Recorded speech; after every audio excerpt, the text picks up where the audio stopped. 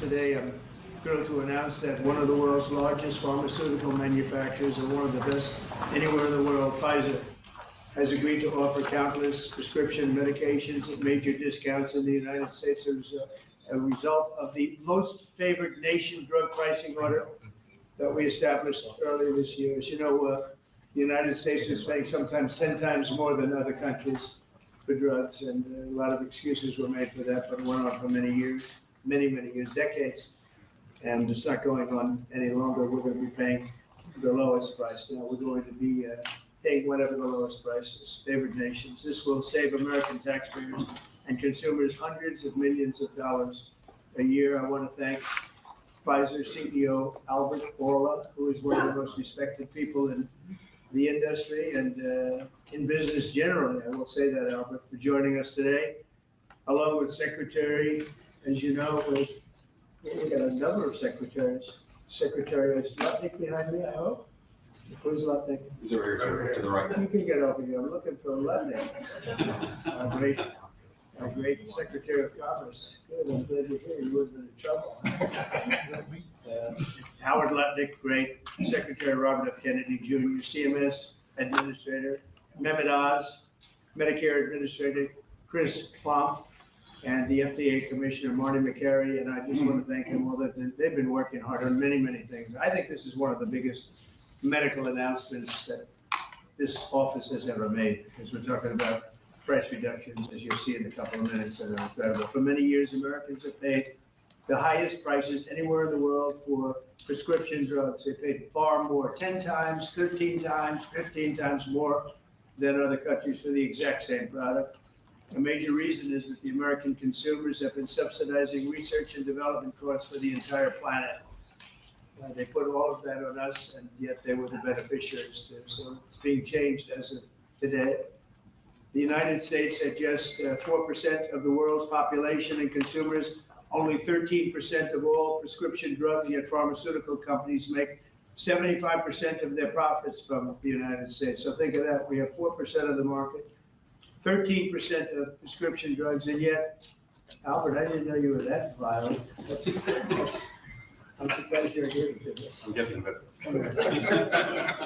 No, he's doing the right thing. Thank you. And yet they make 75% of their profits from the American customers. So it's something.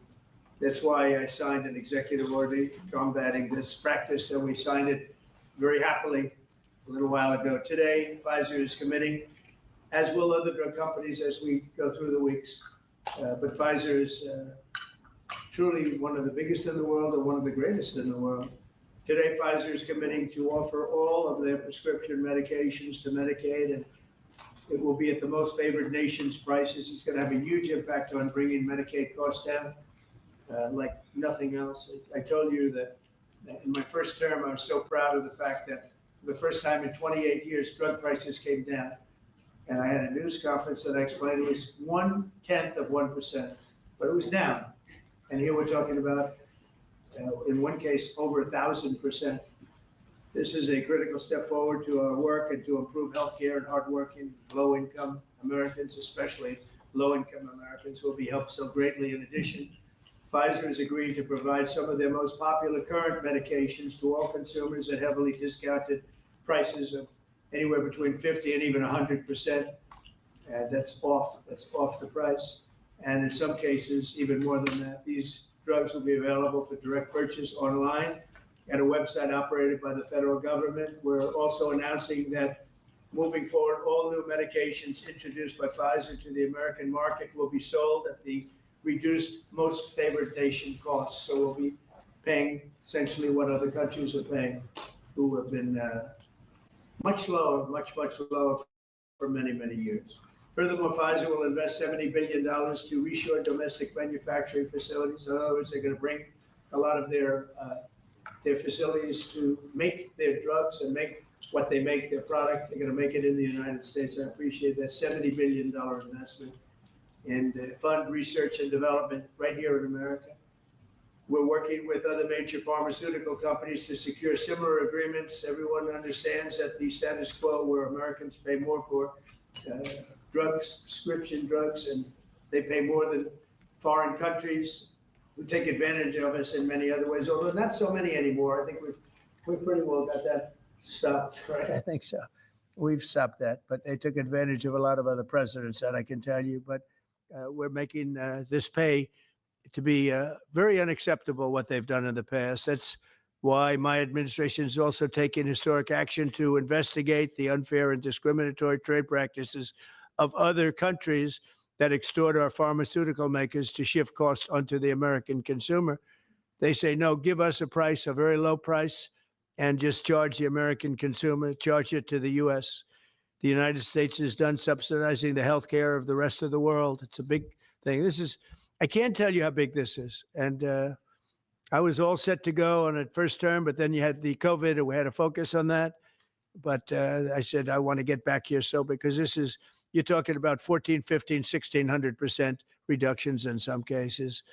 But by taking this bold step, we're ending the era of global price gouging at the expense of American families, and we're making America healthy again, which is our little theme for the people behind me. And I want to just ask Secretary Kennedy to come up, and we'll start, and we'll go through it with Oz and Klump and Bourla and McCary, and we'll go through it. And if you have any questions, but this is a really big announcement. This is something that most people said was not doable. And other countries are going along because we told them that if you don't go along, they didn't have to go along. But if they didn't go along, we were going to put extra tariffs on those countries, and we were going to charge them the amount of money that they should be paying for the reduction in costs. So I think we had a pretty good negotiating position. So, Bobby, I'd like you to speak about this, and what a great job, and thank you very much. Thank you, Mr. President. I want to start by thanking a couple of people who aren't up here, Theo Merkel, Dr. Heidi Overton, who played key roles in this negotiation and helped make this happen. And also Inma Hernandez, who's not up here, but John Brook and Chris Klump, who were the people who were negotiating, in some cases, I think including last night, 24 hours without any sleep. This would not have happened without President Trump's leadership. I told my son last night, we're all under secrecy about this, but I told my son late last night, a 27-year-old son, Connor, who's a very liberal Democrat. And I told him this was happening, and he just paused for a minute, and he said, "Thank you, Dad. I'm so proud of you." Because this is something Democrats have wanted for 20 years. Republicans have wanted for 20 years. Everybody said they're going to do it. Nobody has even taken a step towards doing it. And the reason was because it was such a daunting task. And, even all of the negotiators, you see, I also want to thank Howard Lutnick. This would not have happened without him. But even all of the negotiators here and all the people on at HHS and at the White House team, all we could see was all the reasons that this couldn't happen. Everybody had tried. Nobody could make it happen. And it was President Trump alone who, with his doggedness, his persistence, he saw this clearly in a way that none of us other, in its most simplest terms. Why are we spending more on this country than any other country? Why are we spending 75% of the revenues that come to the pharmaceutical industry? We're doing all the research, and everybody else is riding on our slipstream. And President Trump, I would say, harangued and harassed us to make this happen. I was getting calls at 11:30, 12 o'clock at night. "Oh, are you asleep? And you got to get MFN done." And at one point, Dr. Oz told me, "I can't take the president's calls anymore." I have a lot of reasons. My wife has a lot of reasons to say to me about different things that happen in my life. Doesn't that give you anxiety? And I say, I don't get anxiety. This gave me anxiety. Oh, thank you, President Trump. It would not have happened without your leadership. This is real leadership. It's a president who has a vision and makes that vision happen. And I can't think of any other president of the United States who could have done this in our history. I'm very grateful to you. This is an extraordinary benefit. The American people, thank you for your vision, President Trump. your bold action, your unwavering commitment to health and well-being of the American people. Never has a president stood up so bravely for the American people with respect to healthcare. And by the way, I forgot to thank Albert Burla. Albert and I have had a long history of antipathy and antagonism toward each other.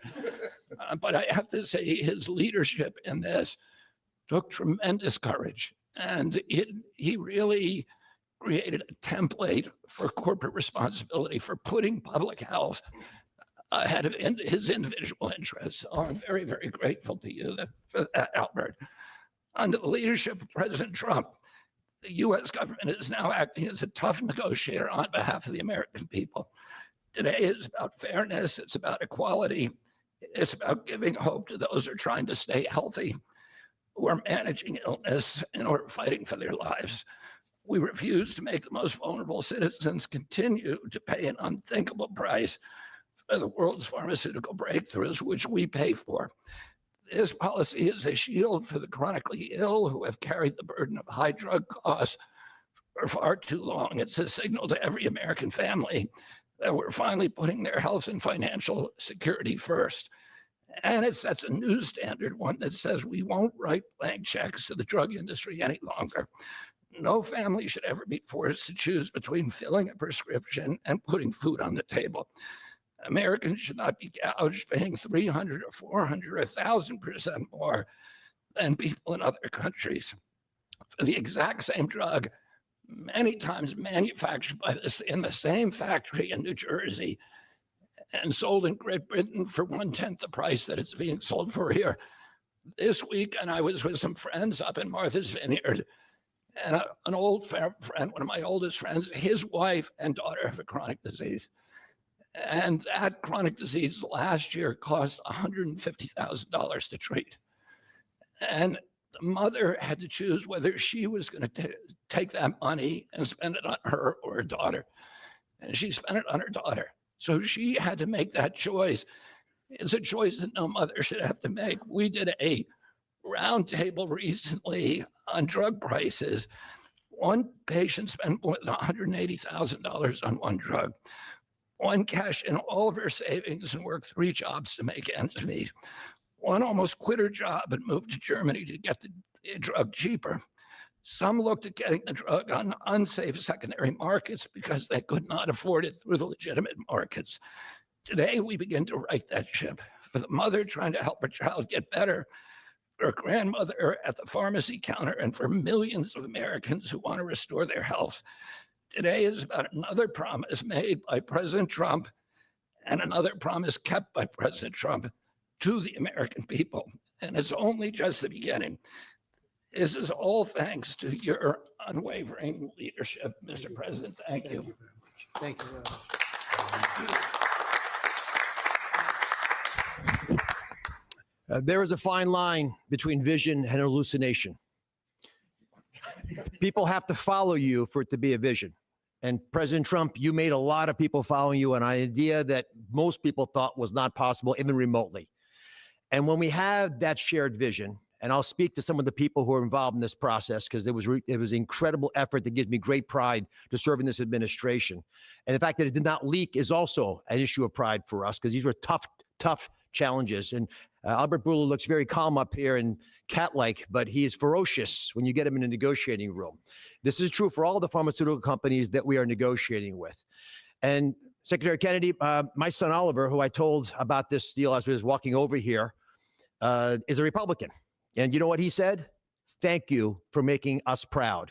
Because it's not just a Democratic problem, it's a Republican problem. This has not happened before. And it took a crusader like President Trump, with the support of Secretary Kennedy, Secretary Lutnick, I see the vice presidents here as well, just unwavering, dogged pursuit of change. And now I have to admit that I know the president has me on speed dial. And most of the time when he would call me, as Secretary Kennedy alluded to, it was about MFN. And he always had reasons why we needed to go faster, why people were being hurt today, because we're allowing the kinds of pricing that had been tolerated for so many decades in America. The time of the day didn't matter, the day of the week didn't matter, and that's how the president was functioning. This was such an important part of what he saw as his legacy, which is why it brings such pride to all of us up here. and many others to deliver it. And the laser focus that the president had on this, which he shared with me the day that I was nominated, that he nominated me for this position, and has reminded me frequently since, made it a top priority for us as well at CMS.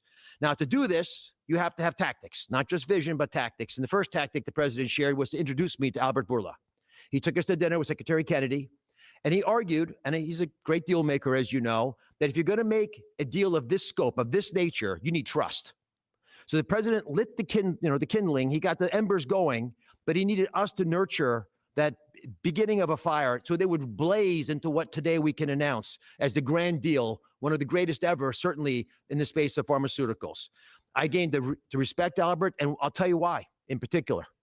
It was because he recognized the dangerous problems facing so many Americans, that they had to choose between taking medications prescribed by their doctor that could be life-saving, or shopping at the grocery store, paying for their kids a fundamentally important need that would be squeezed out because they couldn't compromise on drugs, or often worse, they compromise on the drugs. 1/3 of all prescriptions are not filled in the pharmacy because of this. We talked through the winter. We talked through the spring. We talked through the summer, and we got nowhere. We stalled. The industry is powerful. They're important. They have smart people. There's no reason for them to give the numbers that the president is articulating today. And you see these numbers on the charts around us. These are massive wins for the American people. But the president in July demanded, after the executive order, that manufacturers make a firm commitment and to lower prices or else. And it sent shockwaves through the industry. It got the ball rolling again. Our talks with Albert heated up, but it wasn't until last week, if you want an inside story, it wasn't until last week that we made a major breakthrough. And our hardworking team embarked on a remarkable story that I think books will be written about, 24/7 nonstop with industry, with Albert, with his great team at Pfizer. And with this partnership, we began to deal with the fundamental challenges we have, which is protecting medical advances for the future, while at the same time securing the prices Americans want today.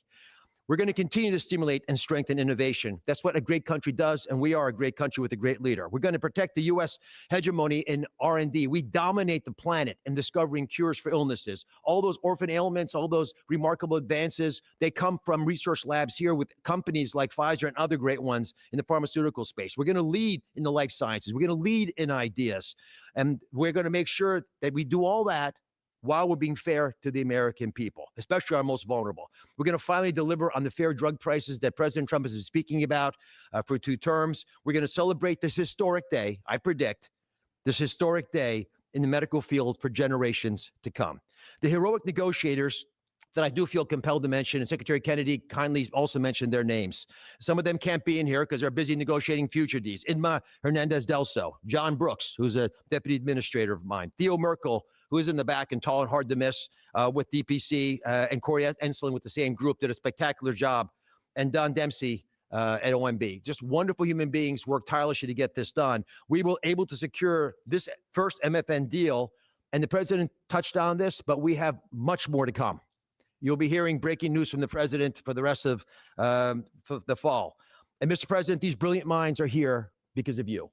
Now, I don't want to just pay homage to this. I want to actually speak this a little bit. The passion to protect the American people brings top-tier Americans into the government. We've created a powerful administration with the president's leadership, an administration of winners, of people who get things done. They see the generational opportunity to fix the biggest problems our nation faces. And the person who led this negotiation, Chris Klump, embodies this seal.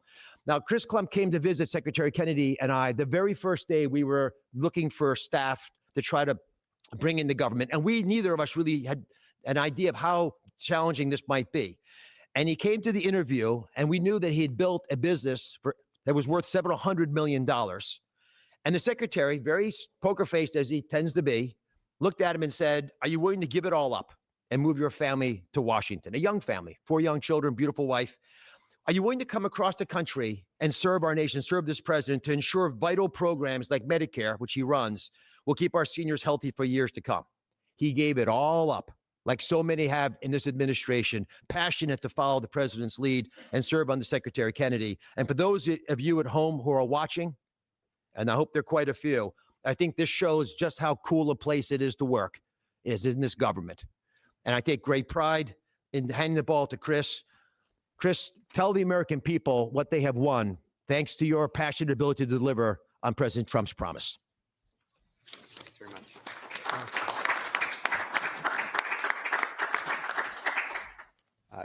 Thank you, Mr. President.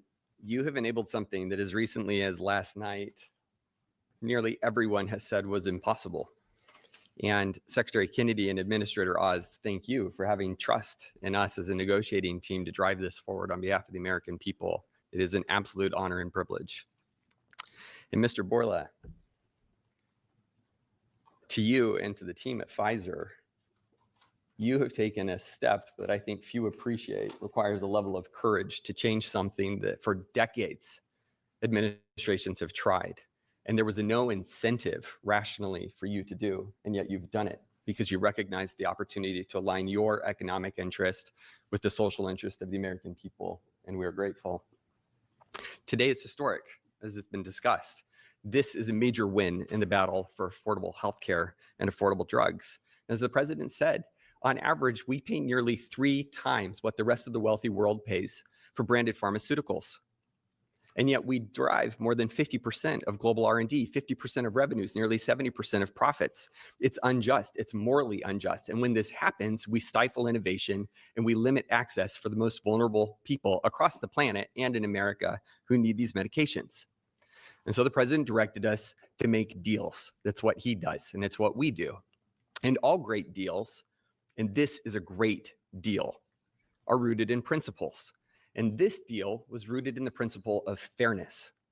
Now, the president could have directed us to go to the poorest country on the planet and find the cheapest price for every single drug and bring that back to the United States and use the might of the government to insist that that's the price we pay. And that might have worked actually for just a little bit, but very quickly, it would have utterly destroyed innovation in pharmaceuticals. It would have destroyed American primacy in building life-saving medications. There are nearly 20,000 known diseases on the planet. We have treatments or cures for far fewer than 10% of them. So that would have been a bad strategy, and it would have limited access to those who need those medications the most. But he didn't call for that. He didn't call for 50% lower than the lowest price on the planet. What he called for was fairness. And that's a powerful principle because we all grow up wanting to be on the right side of fair. And it allowed us to do what has not been done before, which is to call on manufacturers and ask them to be fair, and allows us to go to countries and ask them to pay their fair share in the battle against global disease. And that is the unlock for this great deal. Now, it's my privilege to talk just for a few minutes about the details of the deal. First, let's start with the definition of MFN. What do we mean by that?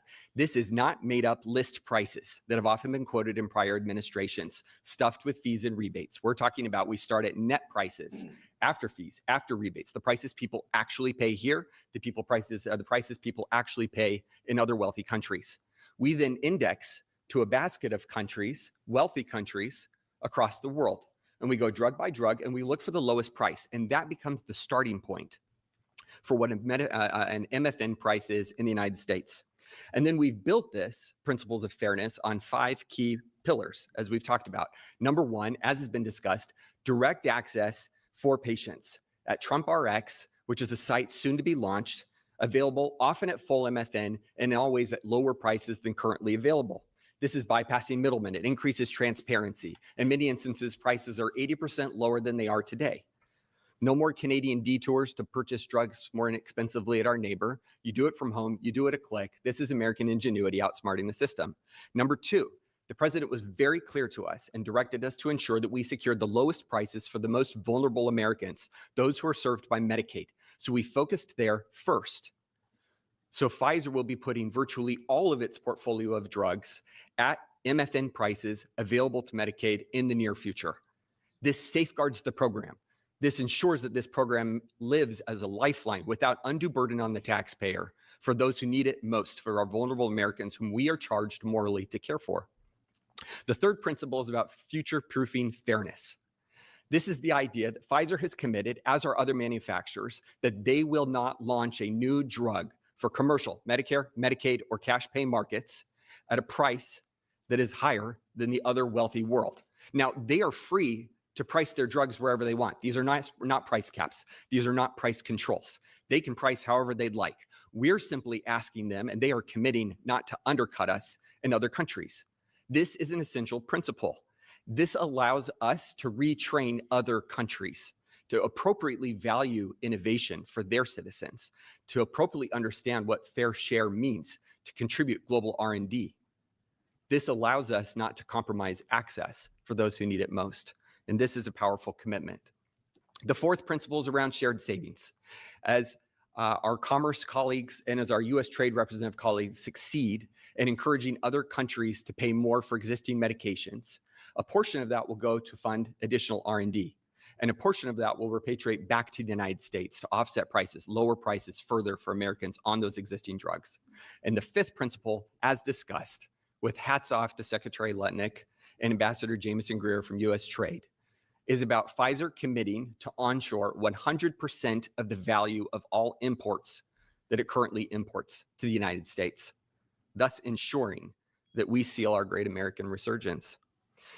If you're watching this right now and you have been looking for evidence that this is a president who knows and cares about you, who is fighting for you, who is fighting for every American, this is Exhibit A. This is not an empty promise. It's not platitudes. It's not lacking a plan. These are hard contracts with teeth, lowering prices now that we will all feel. These are the most significant, historical, substantive, mathematically quantified price reductions in the history of our country and modern-day pharmaceuticals. I cannot thank you enough for your leadership in enabling this to happen. It is an absolute pleasure. The president has showed us that the impossible can be achieved, and that is what's happened today. God bless America. With that in mind, it is my absolute pleasure to introduce Albert Bourla, CEO of Pfizer.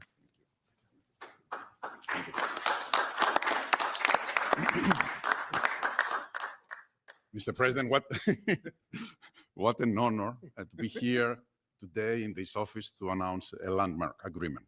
I think it's an historic day. Is this the coolest office? He has a beautiful office, but the Oval is the coolest, right? What do you think? I think by far. Huh? And I have seen other presidents' offices. There's nothing like that. Yeah, it's good office. Yeah. So it's an historic day because I think today we are turning the tide and we are reversing an unfair situation. For years, other rich nations refused to pay the fair share for the medical innovation. And as a result, Americans had to assume disproportional cost on their shoulders. This situation, we all knew, is not sustainable. This situation is a situation that many wanted to change, but no one could. This is changing today with this agreement. In July, the president sent to me and other heads of pharmaceutical companies a letter. And over there, he articulated 4 specific requests. These requests, it was obvious to us, were designed to lower drug cost in the America in different ways, each one of them. And altogether, holistically, to have synergistic effect in the impact that that will have in the US healthcare cost and patients. With this deal that we signed today, we satisfied all 4 of President's requests, all 4. The big winner of this deal clearly will be the American patient. There is no doubt about it. They are the ones that will see significant impact in their ability to buy medicines. But I would argue that it is not the only winner. I think who else is a winner here? It is American innovation and American economy. In our industry, we had 2 major overhangs that have substantially reduced our valuations and create concerns for us in our ability to invest. We are addressing both of them right now, and I will speak about them. The first one was the uncertainty of tariffs, because President is absolutely right. Tariffs is the most powerful tool to motivate behaviors, Mr. President, and clearly motivated ours, right? So by this agreement that we did, we commit to onshore the production of our medicines that are consumed in the US and are made outside the US. And for that, we are ready to unleash our investment portfolio in this country. And the president graciously gave us a 3 years grace period that we will not be subject to the 232 tariffs as long as, of course, we move the products here. That's one. The second overhang in our industry was this uncertainty. What will happen with the framework of pricing in the country? Because this uncertainty, it was what was holding people from investing in the pharmaceutical industry, which resulted in significant reduction of our multiples. Actually, our multiples are at historical low. Well, now we have clarity about what is the framework for the US pricing. Read the letter of President Trump, read the 4 points, and this is the framework. And we will abide to that. And going forward, this is how things will be priced in the US and abroad. We are ready to invest, as the president also mentioned, $70 billion in the next few years from Pfizer in manufacturing and research in America alone. I really think this is an historical moment because also I can put that behind us and focus on the things that I want to spend my time, cancer treatments, to bring better obesity medicines, to bring better vaccines, to bring things that people value. And thank you for allowing us to do that. I want to thank Secretary Kennedy. I want to thank Secretary Latnik. Your leadership helped us to pull that together. You are the mastermind of everything. And without the brilliant way that you designed the whole thing, we wouldn't be able to make it happen. But you were even more brilliant because you had someone in your team that he was the driving force behind everything. And I don't have words to thank you for your integrity. And it is what you have said. We created trust from day one. And that was the most important thing that allowed us to be able to pull very difficult negotiations. Of course, also I want to thank the US trade representative, who is also heavily engaged. And he's probably the first trade representative that I have seen that cares about our industry and cares to do something about unfair situations out there, but more than anyone else. Mr. President, I want to thank you, for your leadership and frankly for your friendship. Thank you. Albert, thank you very much. Great job. Great job. Thank you, Mr. President.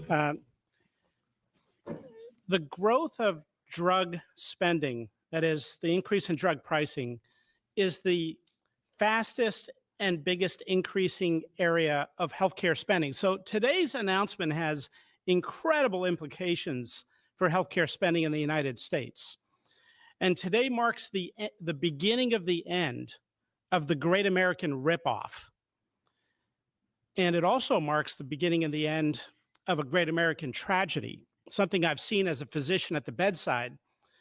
Patients getting spun up into a financial rage, doing GoFundMe campaigns online, sending repeat reminders, asking people to donate, getting their churches to pass the offering plate from pew to pew, Sunday after Sunday, to try to get enough money to pay for a drug in the United States, a drug that's 5 or 10 times more expensive than the same drug in France or Germany or the UK. People get spun up and it's a tragedy. Having cancer is hard enough. Getting spun up into a financial rage in order to try to get the money to pay for treatment makes it so much harder. 37% of people who go through cancer care say in the end that the financial toxicity makes them want to avoid or delay care in the future. That is, they're done with it.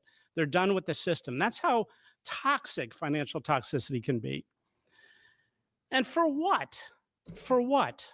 So the US can finance the R&D of the world? Well, that ends today, thanks to President Trump. So we want to see R&D. We want to see American pharmaceutical companies thrive. We want to see pharmaceutical companies that do business and manufacture in the United States thrive. At the FDA, we're doing our part. If you're going to equalize your price to that of other wealthy countries, we're not talking about Zimbabwe. We're talking about Germany, France, UK, Japan, other wealthy countries, the OECD countries. If you equalize your price, then we're going to put your future applications at the front of the line.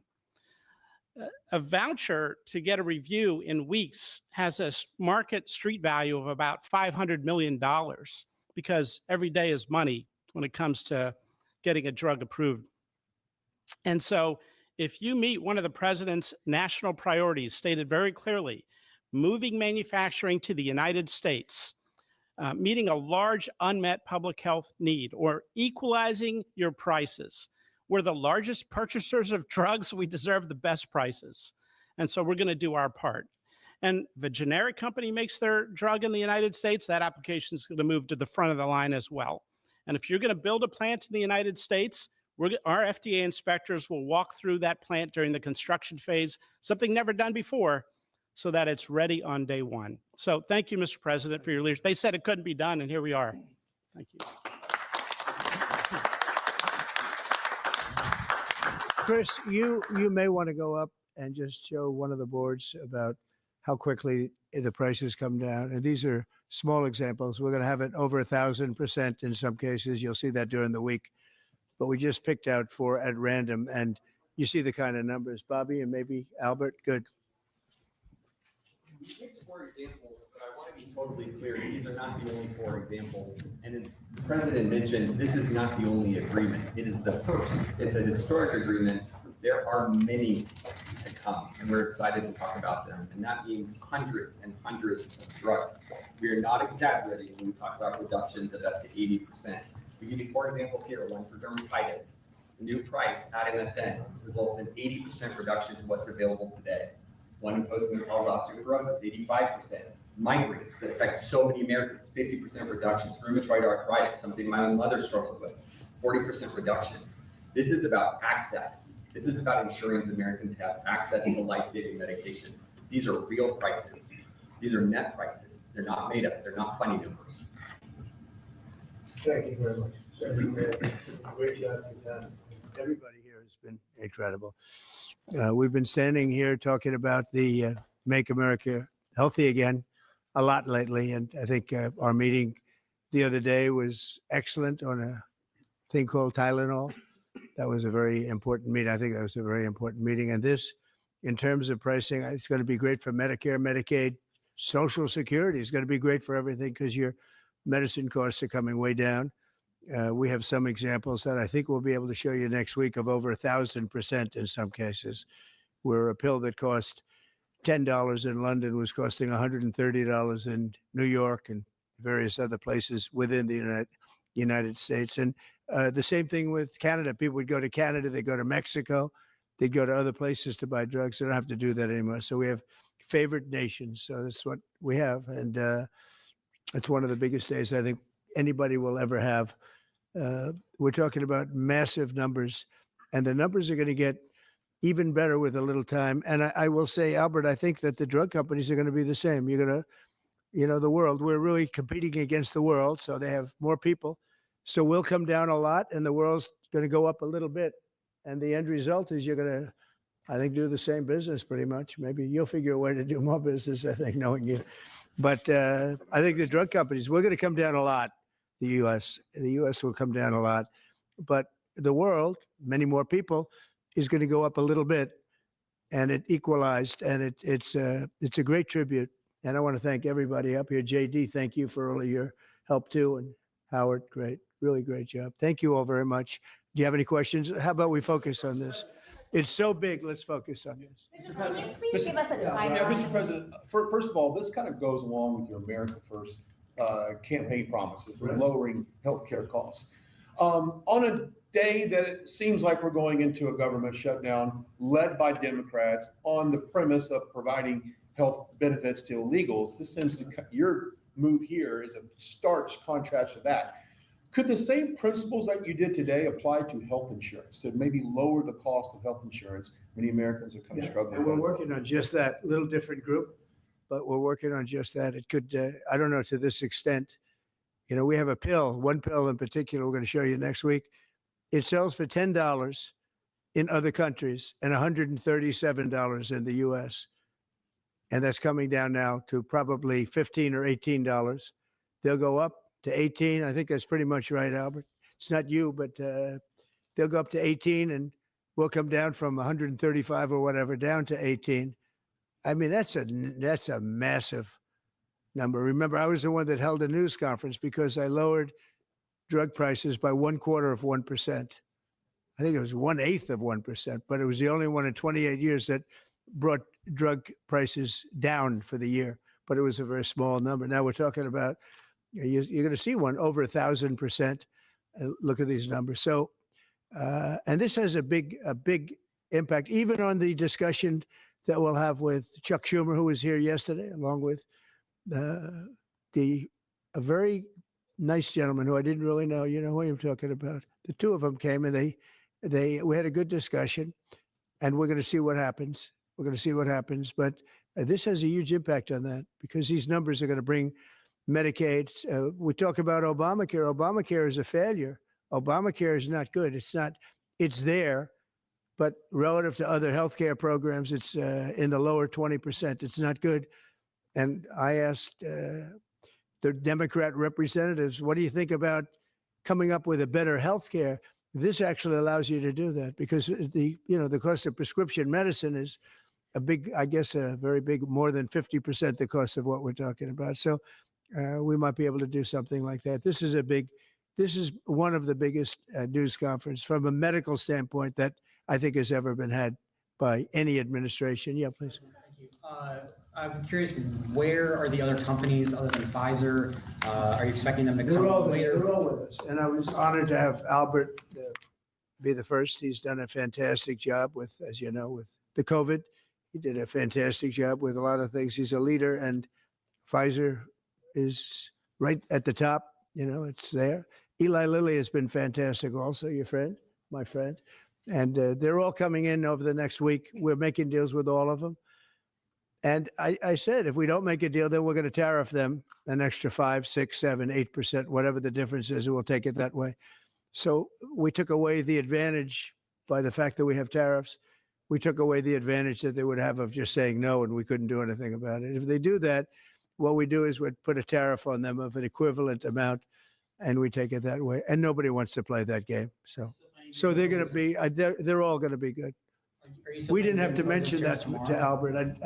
Well, maybe I whispered it to him very slightly. You know, we had to give ourselves a little bit of an advantage. But the tariffs played a big role because they know that's what's going to happen. You mentioned the tariff, the exemption of the 232s, but can you share a timeline for when we can expect the results of that 232 investigation? Let Howard answer that question, please. Sure. So while we're negotiating with these companies, we're going to let them play out and finish these negotiations because they are the most important thing to the American people. So we are standing by, helping and working with them. But the driver of the 232 outcomes is our HHS team because, I mean, look what they've accomplished today. So we are on their side helping them, but that is the model that's going to drive. And you have to understand, Albert's spending $70 billion that he wouldn't be spending because of the tariffs, let's say, and other reasons. I think he liked the winner of November 5th, in all fairness, but because of the tariffs. And that wouldn't happen. He's not going to pay any tariffs because when he moves here, there are no tariffs. So he won't be paying tariffs. That's the beauty of it. If you move here, there are no tariffs. And we have over $17 trillion, Albert. You believe these numbers? So Biden had less than $1 trillion for 4 years. We have over 17 trillion for essentially 8 months. Pretty amazing. When will prices come down, Mr. President? When can Immediately. They're going to start coming down. Drug prices? Well, they'll be starting immediately. Yeah. President, can you speak to what impact you think this reduction in drug prices will have on midterms coming up? I think it's going to have a huge. I said, if we can pull this off before midterms, I've wanted to do it from the beginning, from my first day in first term. And we were doing so well. We had the greatest economy we've ever had. Everything was good. And then we're ready to do this, which is complex and big. It's a big change. But what happened is COVID came and we focused on COVID. We focused on COVID very hard with Albert, with the other companies, with everybody. Regeneron was a great thing. You know, we did a lot of therapeutics that were fantastic. And so we focused on that. And I said, if I pull this off again, the first thing I'm going to do, and we've been working on this really for 8 months. It's a very big deal. This is a big shock to the system, but it's not as much as I said. They're going to go up. The world is going to go up a little bit. We're going to come down a lot, but now it's fair. We're going to be paying the same thing. Yeah, please. Trump, in your first term, when you cut the price of insulin, Biden later came in, he tried to steal credit for that. Do you worry that the Democrats are going to try to steal credit for these historic cuts?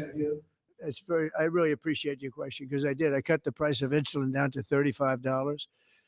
And the problem is with many of these things, in this case, it's going to be pretty quick, but oftentimes you'll do something medically because of the process, and it won't be seen for 2 or 3 years. That happened also with I could say 4 different things, but just if you talk about insulin, so it was 200, 300, 500, and you couldn't get it. And I got it down to 35. And I said, I hope I win the next election because otherwise whoever wins is going to take credit for it. Well, what happened is we did win the election. We did great. But unfortunately, it didn't work out that way from a practical standpoint. And Biden, when I saw him get up and take credit for the $35 and even less insulin, that was 1,000% lower than what it was just previous. Boy, I tell you, I didn't like it.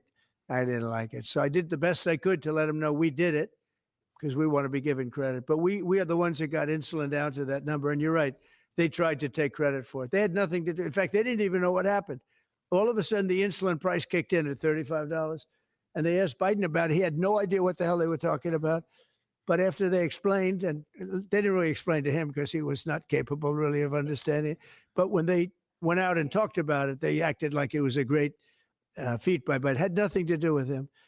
And it continues, and we'll get it down even further. But insulin was, people weren't taking it, I would imagine. They couldn't take it. God bless you, Bobby. I hope I didn't catch COVID just there. Don't you have Paxlovid? What is it? He's got Paxlovid. Give me a Paxlovid immediately. While Nancy Pelosi is ignoring what you're doing for the American people, she's going after your administration for cutting taxpayer-funded healthcare for illegal aliens. Last night, Nancy Pelosi, she went on NBC last night, dropped a bunch of F-bombs, told Republicans to go F themselves. Has she lost her mind?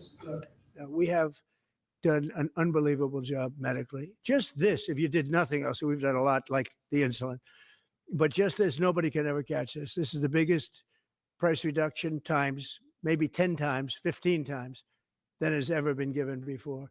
And this is going to have a huge impact. As I said, Obamacare is not a good thing. It's been bad. And I'd like to make it better. I told them, I spoke to a lot of people, a lot of Democrats recently. I said, why don't we change it? We can make Obamacare much better. We could come up with a new system that would be much better, less expensive for the people and better.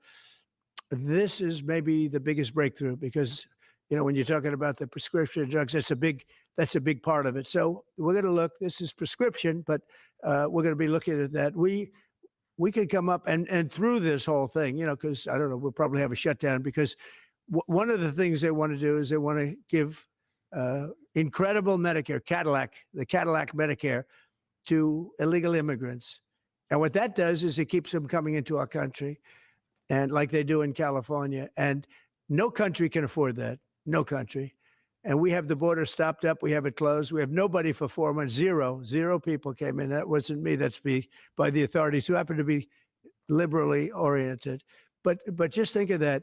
We have people offering health care to people all over the world that they can't afford to pay. And that's the Democrats. And what that does is it brings people into the country because they want to come in for the health care. But no country can afford it, and they can't afford it. So we cannot allow them to charge tremendous amounts of money for health care for people that aren't even citizens. And in many cases, they come in from prisons, jails, and mental institutions. And we can't let that happen. So we have a big fight over that. We have a fight over open borders. They still want open borders. We're having a fight over men and women's sports, if you believe it. You would have thought they would have learned that it's not a good issue. And we have a fight in transgender, as you know, transgender for everybody. And that, when you talk medically, that's a lot of money too. That's a lot. those operations are bad. So those things are also being discussed right now. I mean, can you imagine we're actually talking about open borders, and we now have a great border and we have a great country. Our country was dead 1 year ago. Now we have the hottest country anywhere in the world. Big difference. Yeah. What does it say about the state of the Democrat Party when they have a 33% favorability rating on average in recent months, and they're willing to shut down the government over healthcare? They are shutting it down. We're not shutting it down. We don't want it to shut down because we have the greatest period of time ever. I told you, we have $17 trillion being invested. So the last person that wants it shut down is us. Now, with that being said, we can do things during the shutdown that are irreversible, that are bad for them and irreversible by them, like cutting vast numbers of people out, cutting things that they like, cutting programs that they like. And you all know Russell Vought. He's become very popular recently because he can trim the budget to a level that you couldn't do any other way. So they're taking a risk by having a shutdown because of the shutdown, we can do things medically and other ways, including benefits. We can cut large numbers of people out. We don't want to do that, but we don't want fraud, waste, and abuse. And, we're cutting that. But they want to have illegal aliens come into our country and get massive health care at the cost to everybody else. And we don't have it. And that's I would say, the number one reason that they want to strike is to get illegal immigrants health care. And, Gavin Newsom wants that too in California, and it's destroying California. We can't have that. We're not going to let it happen.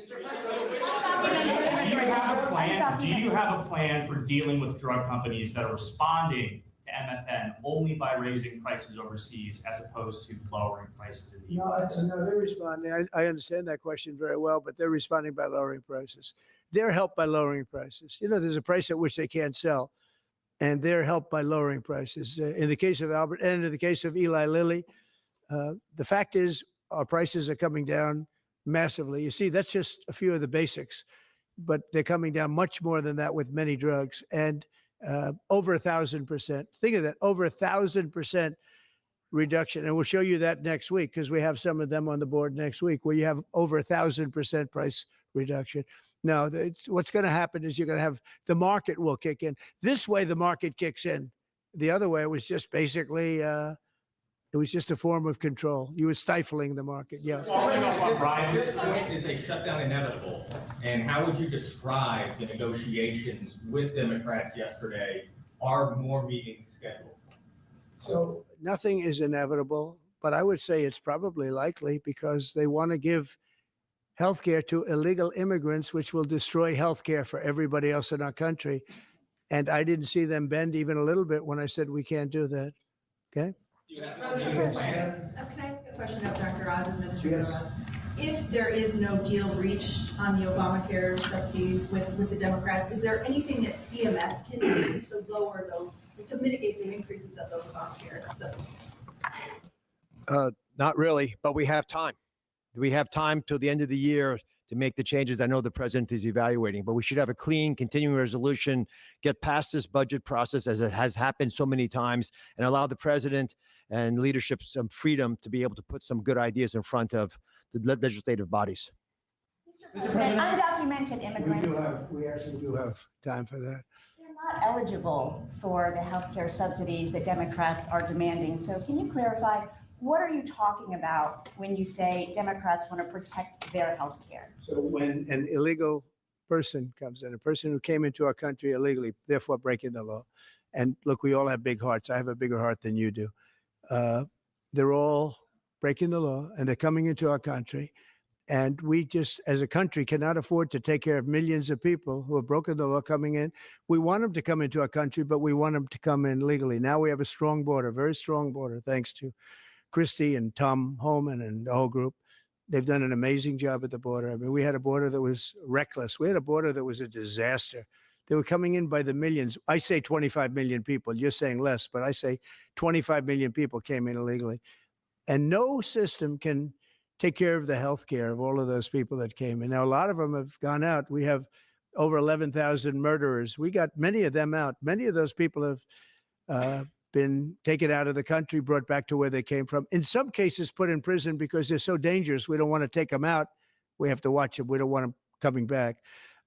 But if you look at what's happened in Washington, D.C. right now, it is such a place. I just drove through it, and it's clean and nice and beautiful. And people are walking around, and they're not afraid of being mugged. We haven't had murders. We haven't had anything happen in a long time. It took us 12 days to make it very good. It took us 20 days to make it beautiful. And now we're going to Memphis. But I think we should always keep a presence here, because if we don't keep a presence, it's going to come back never like it was, because we got rid of 1,700 career criminals. You know what that is? One career criminal can give you a lousy reputation for danger, because they commit many crimes a day in some cases. But Washington, D.C. is an unbelievable example of what can happen. And now we're going, as you know, to Memphis, which was very similar to Washington, very dangerous. And we're there, and we're working along very well with the governor, the mayor. A lot of these Democrat mayors, you know what they don't want to have us do well, because if we do well, it makes them look bad, and they shouldn't feel that way. If I were a Democrat and I was a governor or mayor, I'd be calling Trump. I'd say, get your troops over here, just help, because the mayor of Washington is getting a lot of credit for what we did, a lot of credit. But the beauty is, isn't it nice? Seriously, you walk down the street, you're not going to be mugged. You're not going to be hit. We had a meeting about 3-4 months ago, and I was saying to the media, how many of you people have been threatened or mugged or accosted during your walk to the White House? And they said, we don't walk to the White House anymore. But the answer was, remember, Brian, almost everybody's, look at this guy. They even attacked this big, strong guy, right? Didn't you get attacked? Did you? But yeah, just take a look at the other guy, right? What happened to the other guy? I don't know. Those other guys are pretty tough. They're tough with a gun in their hand, right? And yeah, you were hit pretty hard. But almost everybody was. And now, nobody. Anybody been accosted in the last 3 weeks? If I would have said that 6 months ago, half the hands would have been raised out. No, we have a very safe city now. The country's going to be safe. We're doing one at a time, and we'll be going to Chicago. I told you this, sir. Union Pacific, head of the railroad. He knows this country very well. Started off as a very low-rung employee of the Union Pacific. He's now chairman. He came to me and he said, sir, save Chicago. It's a great city. It's going down fast. They had 11 people killed over the last couple of weeks. 11 people killed, 48 shot.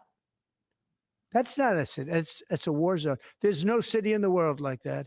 And then we have to listen to this Pritzker get up. I know him well. They threw him out of his business, and the family threw him out of the business because he's a loser.